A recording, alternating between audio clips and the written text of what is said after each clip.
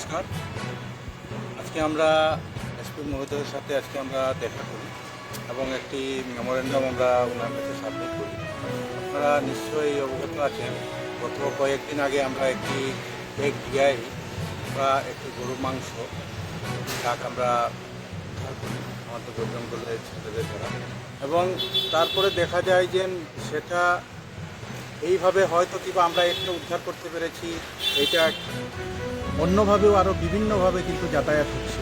এবং আমরা পরস্পর খবর পেয়েছি যে এখানে কিছু লোকাল দোকানদার আছে যারা কিন্তু এগুলোর ব্যবসা করছে, যারা এগুলো কিন্তু দোকানে বিক্রি করছে, তা একটা বিষয়।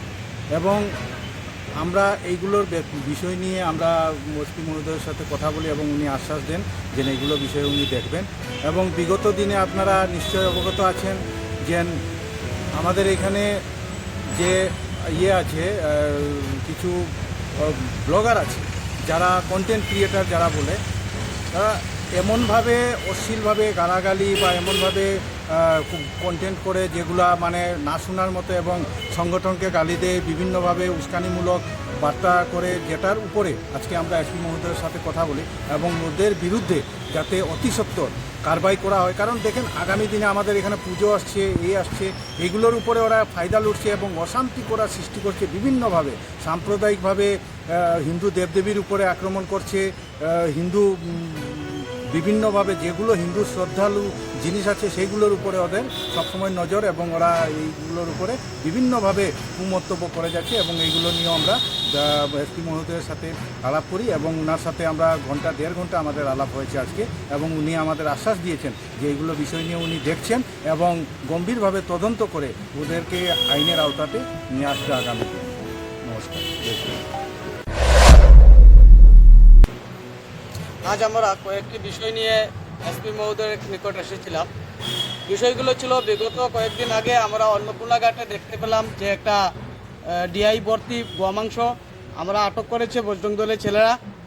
তাই এই গোমাংসের পিছনে কে বা কারা রয়েছে তার উপযুক্ত তদন্ত করে এবং যেসব দোষীরা রয়েছে তাকে উপযুক্ত শাস্তির ব্যবস্থা করার জন্য।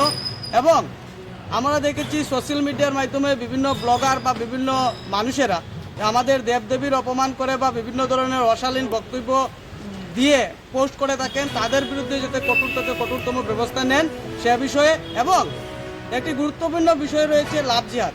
লাভ জিহাদের নামটি আমরা এখন নয়, বহু আগে থেকে শুনছি, কিন্তু বর্তমান সময়ে দেখতে পেলাম কি বহিরাগত কিছু মানুষ, যেরকম আমরা বিগত দুদিন থেকে আমরা দেখছি মুর্শিদাবাদের কিছু লোক আমাদের এখানের স্থানীয় মহিলাদের সঙ্গে, স্থানীয় মেয়েদের সঙ্গে কুকর্মে লিপ্ত হচ্ছেন। এবং সবথেকে বড় ব্যাপার হলো পরিচয় গোপন করে, ওদের নাম থাকে শেখ রহমান, কিন্তু ওনারা কোনো ধরনের দাস দেব এরকম দিয়ে থাকেন। তাই এর প্রতিবাদে যাতে কঠোর থেকে কঠোরতম শাস্তি, এই লাভ জিহাদিদের বিরুদ্ধে কঠোর ব্যবস্থা যাতে গ্রহণ করেন সে বিষয়ে আমরা অবগত এসপি মহোদয়ের সঙ্গে কথা বলি। এবং উনি আশ্বাস দিয়েছেন যে যেসব দুষ্কৃতীরা রয়েছে তাদেরকে অতি সত্বর আইনের আওতায় আনা হবে, এবং তার সন্দেহ রয়েছে ওরা যদি বাংলাদেশি হতে পারে বলে আমাদের একটা ধারণা ছিল, সেটাও আমরা ওনাকে বলেছি এবং উনি এ বিষয়ে তদন্ত করে দেখবেন বলে আশ্বাস দিয়েছেন।